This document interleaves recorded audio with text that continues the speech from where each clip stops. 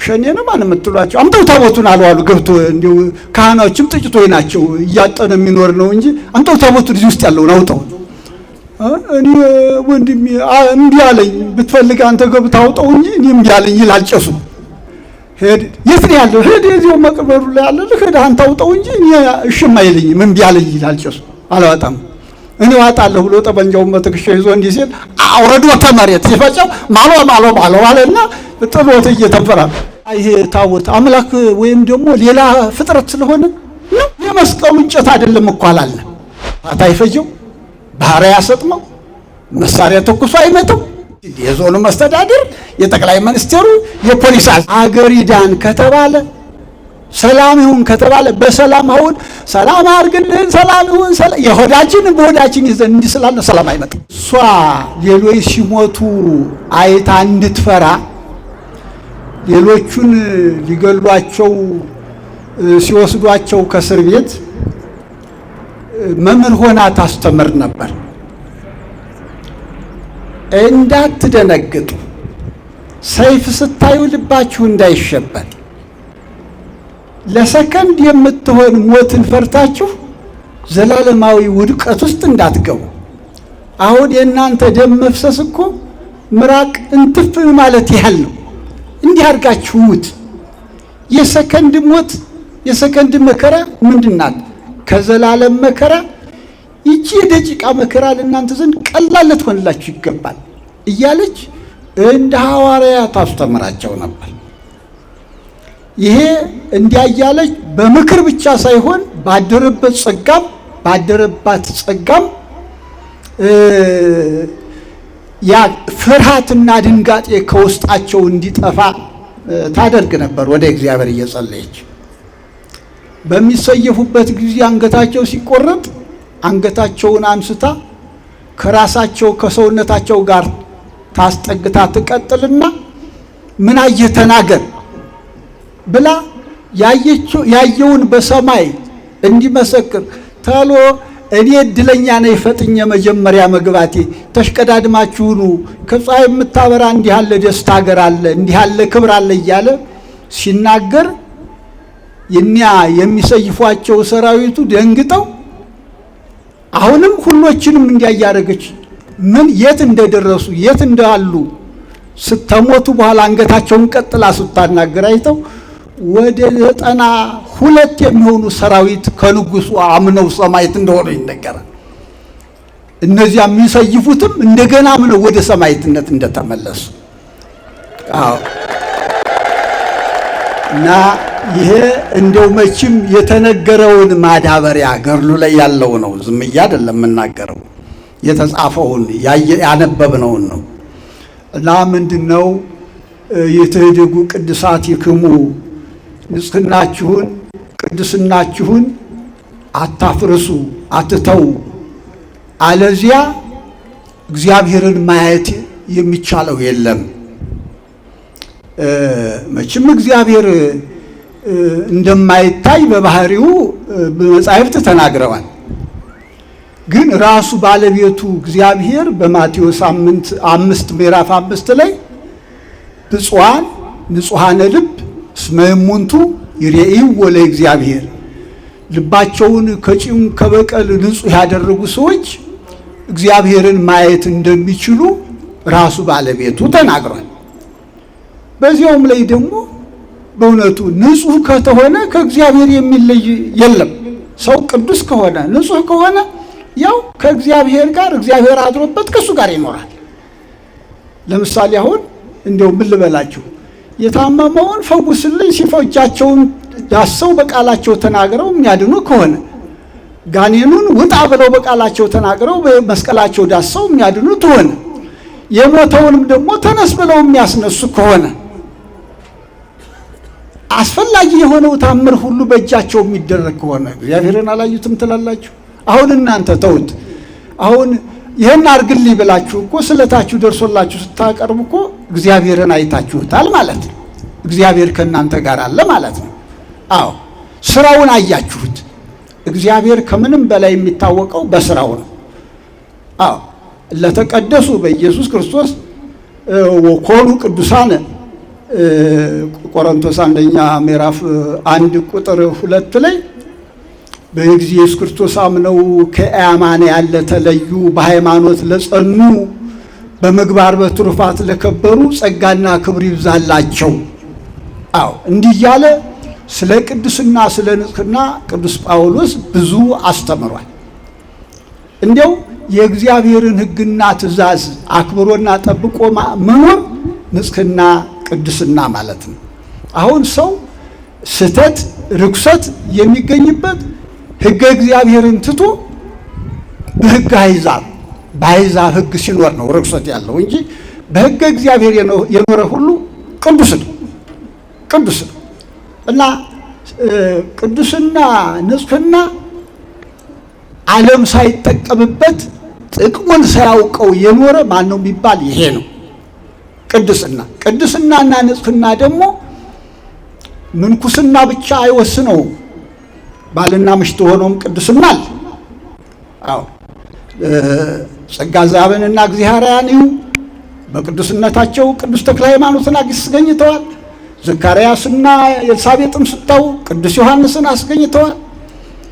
አቅሌስያና ስምዖንም አቡነ ገብረ መንፈስ ቅዱስ ስንቶችን ቅዱሳን ሁሉ ከጋብቻ ከቅዱሳን ሰዎች የተገኙ ናቸው።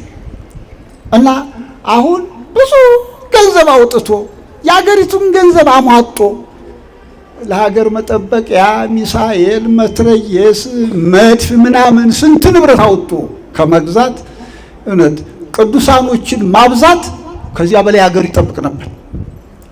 ቅዱሳኖቹን ቅድስና አሁን ይሄ ቅድስና ይሄ እንትን መሳሪያው የሚገኘው ብዙ ወጪ ወጥቶ ብዙ ተደክሞ ነው፣ ገንዘብን አሟጦ ነው። ቅድስና ግን እቤት ቁጭ ብለህ በህሊና ብቻ የምታገኘው ከህሊና ጋር ተዋግተህ ህሊናህን ድል ነስተህ ክፉ ሐሳብን ገለህ የምታገኘው ራስ ያለ ወጪ የምታገኘው ንብረት ነው።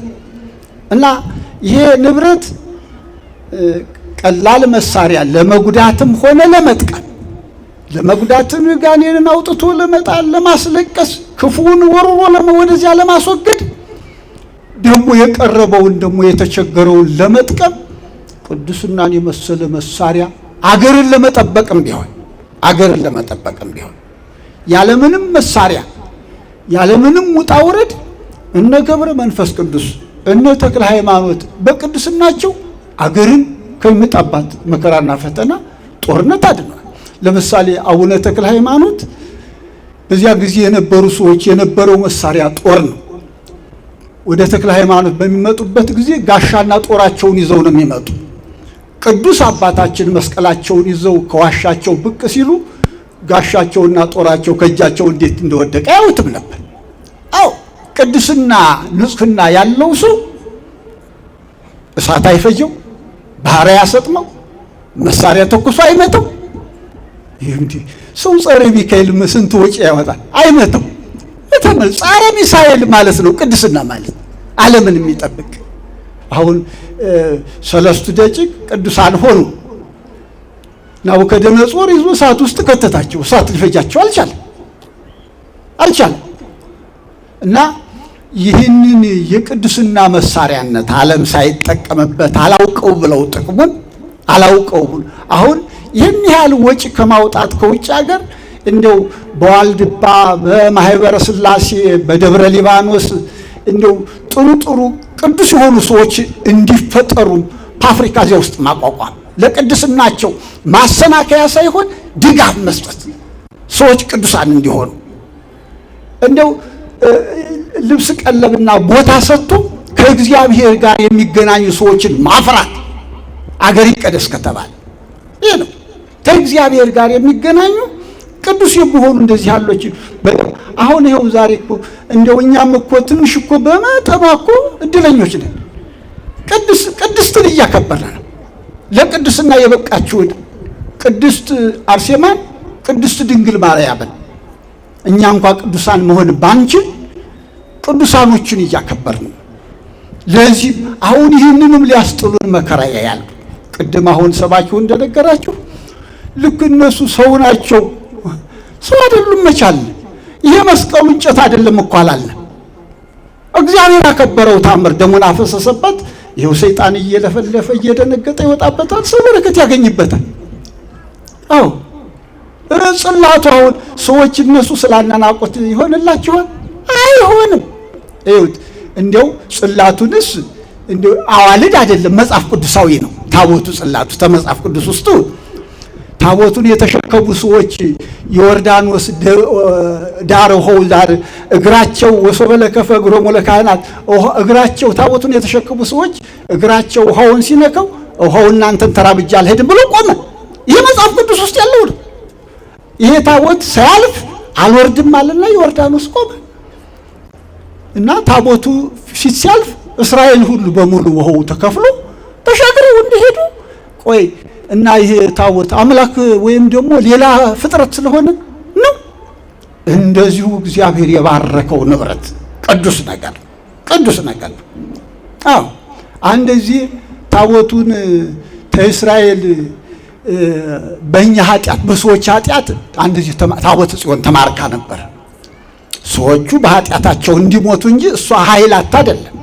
ግን በመጨረሻ ጣዖትን አንኮታኩታ ጥላያን የአሕዛብን ጣዖት እሷ ግን ከምርኮ ጋር ወርቁንም ብሩንም ምርኮዋን ይዛ ነው በክብር የተመለሰች እና ነው። ተውትማ ግድ የላችሁ ዝም ብላችሁ በልባችሁ ስሙትን የሌል ተውጨው ምንም አያደርግ።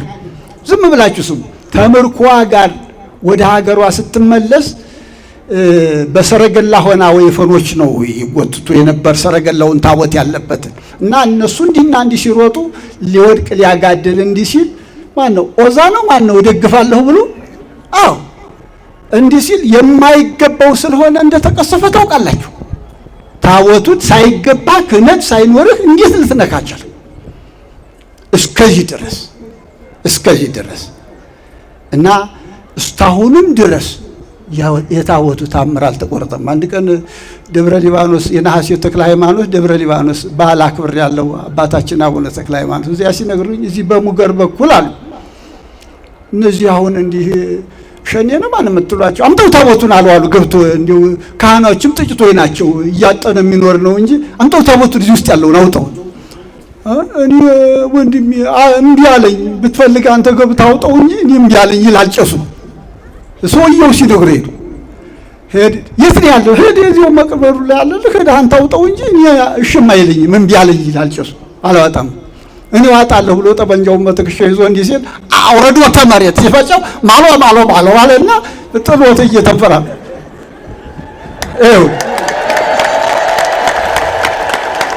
እነሱ እንደነገሩኝ ነው። ዛሬም ታምር እየተደረገ ነው። ዛሬም አልተቋረጠም።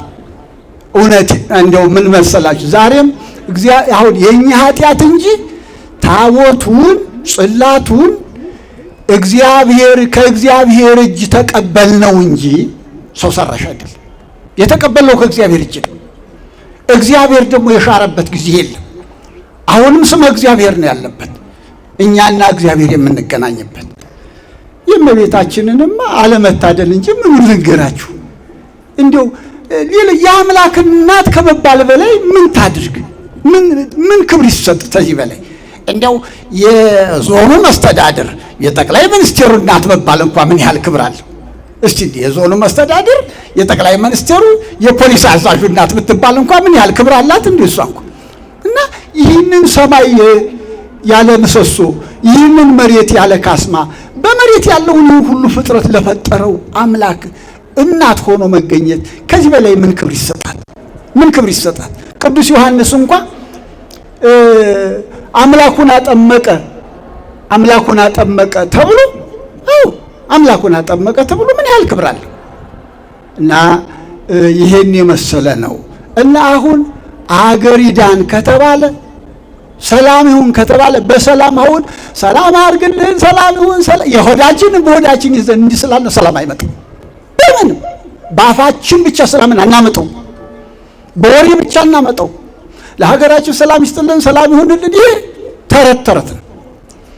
እግዚአብሔር ደግሞ በቃላት የሚደለል አይደለም፣ በወሬ የምንሸነግለው አይደለም። እግዚአብሔር ውስጣችንን ማንናችንን መርምሮ የሚያውቅ የሰራውን ሰውነት የሚያውቅ አምላክ ነው። እና ስለዚህ የእግዚአብሔር የውስጥ ሰዎች ሆነን መገኘት አለብን። ለምሳሌ ያንተን ጓደኛ በቃላት መሸገል ትችላለህ። የራስን ጓደኛ ያልሆነውን ሆንክ ብለህ ያልወደድኩን ወደድኩሽ ብለህ ማታለል ትችላለህ። እግዚአብሔር እንዲያርጎ ማታለል አይቻልም። አዎ የእውነት ሰው ነኝ እንዲህ ያለው ሰው ነኝ ብሎ ራስን ሳይማሩ የተማርኩ ነኝ እንግዲህ የዚህ መምህር የአራቱ ጉባኤ መምህር ማለት መባል ይቻላል። ወረቀትም ማምጣት ይቻላል። በምድር ላይ እግዚአብሔር እድገት እንዲያርጎ መሸንገል አይቻልም። እና ስለዚህ ሁላችንም ያለንን ደካማ ጎን የኃጢአት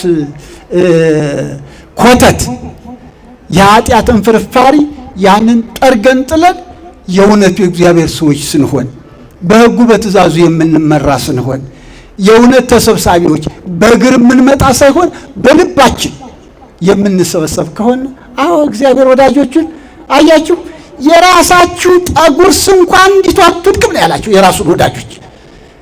አዎ እግዚአብሔር ሳያውቅ ይቺ ተይቱ ወፎች አንዱ አትወድቅም። እናንተ ተወፎች በጣም ተበልጣላችሁ። ወፎችንም እግዚአብሔር እንደዚሁ ሳይሰሩ ሳይሰበስቡ ይመግባቸዋል። ከወፎችማ እናንተ ምን ያህል አትበልጡ? የእናንተ የራሳችሁ ጠጉር እንኳን የተቆጠረ ነው። እና እግዚአብሔር ወዳጅ ሆኖ አለመገኘት እንጂ ወዳጆቹን የልብሳቸውን ጫፍ የሚነካበት አይወድም እግዚአብሔር። እና አሁን ሲያየን መሰላችሁ ደማችን በየመንገዱ እየወደቀ ደማችን እየፈሰሰ ሰውነታችን በየመንገዱ እየወደቀ ያለ ነው። ሲያየን ቀርቶ ነው። አኩርፎብን ነው። አኩርፎብን ተቀይሟል። ታው ብሎ እኛ ብንናገርም በእኛ ጥሩም በድንጋይ አጥሮም እኛ ድንጋዮች ብንሆንም በእኛ ጥሩም ይለፈልፋል። እግዚአብሔር ይናገራል። መስማት ግን አልቻለም። እምቢ አለ። አዎ እና አንድ አባት ሲያስተምሩ ምን ይሉ ነበር? እግዚአብሔር ስሙኝ ትእዛዜን ጠብቁ ቃሌን ስሙ ብሎ ቢለፈልፍ አንሰማም አልነዋል። እንግዲያስ ለእናንተም ልባችሁ እምቢ ይበላችሁ፣ ልባችሁ አይታዘዛችኋል። አሁን የገዛ ልባችን ነው አልታዘዘን ያለ እምቢ አለ። አዎ እምቢ አለ። ህሊናችን የገዛል አልመለስልን አለ። ተው ብንለው መመለስ አቃተን። እና አሁን ስለ አርሴማ ጀግንነት ስለ ሰማዕታት ክብር ስንናገር ነበር። እውነት የሰው ስጋ እንደው አንደዚህ መቁረጡስ ቀላል ነው፣ አንደዚህ በጥይት መመታት ቀላል ነው። በእሳት አግሎ እየተተኮሱ አልክድም ብሎ ያንን መቻል የሰው ሰውነት ይችል ይመስላችኋል? አይደለም። እግዚአብሔር ሲያጸና እግዚአብሔር ሲያችል የማይቻል የለም።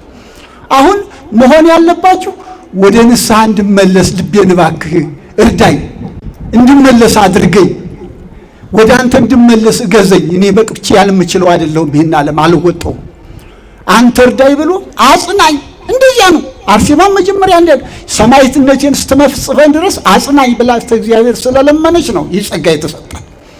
እና አሁን ዝም ብለን አሁን እኛ የምንለምነው ምን መሰላችሁ? ጤናዬን ስጠኝ፣ ሀብት ስጠኝ፣ ሹመት ስጠኝ፣ ከሰው በላይ አድርገኝ። ይህ ነው አይደለም መናችን። አዎ በእግዚአብሔር ከሆነ ሁሉም አለን። እግዚአብሔርኛ ከሆነ ሁሉም አለን።